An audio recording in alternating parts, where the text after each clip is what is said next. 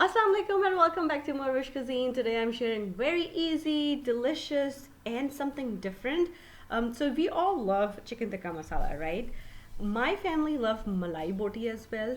So I thought, why don't I create malai boti masala? So that was all the thought process behind creating this recipe, and my family thoroughly enjoyed it.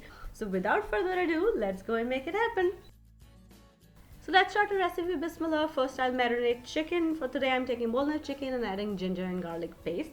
Now, whatever yogurt I need for this recipe, I am taking few tablespoons out from that and adding in the chicken with some salt, roasted and crushed cumin, black pepper powder, and fenugreek leaves, dry fenugreek leaf, kasuri methi.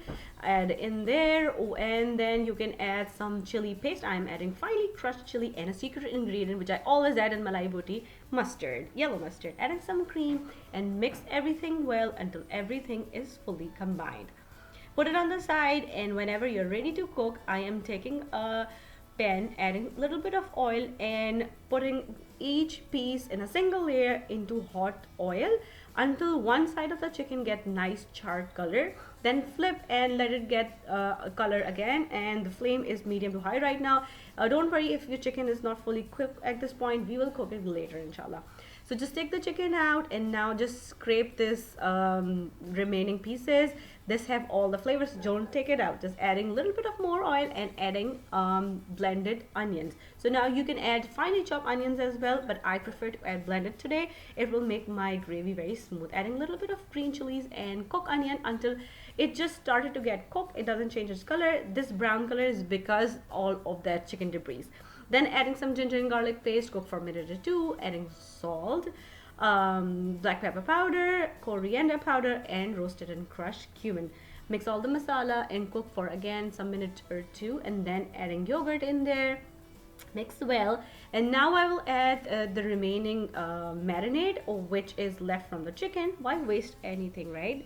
Then adding cooked chicken with all of its juices. Mix well, and now I will put the flame to its lowest setting, cover and let it cook completely until yogurt release all its water, chicken is completely cooked, and then we will add cream, whipping cream in there. Now just don't overcook at this point. We don't want our cream to get curdled.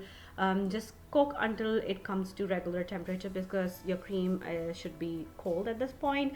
Just switch off the flame, and now we will give the flavor of charcoal. So I'm putting a piece of foil with the heated coal, drizzle some oil and immediately cover, so the dish will get infused with the barbecue flavor. And this is how you make Malai Chicken Tikka Masala. You can have it with garma garam naan or steamed rice.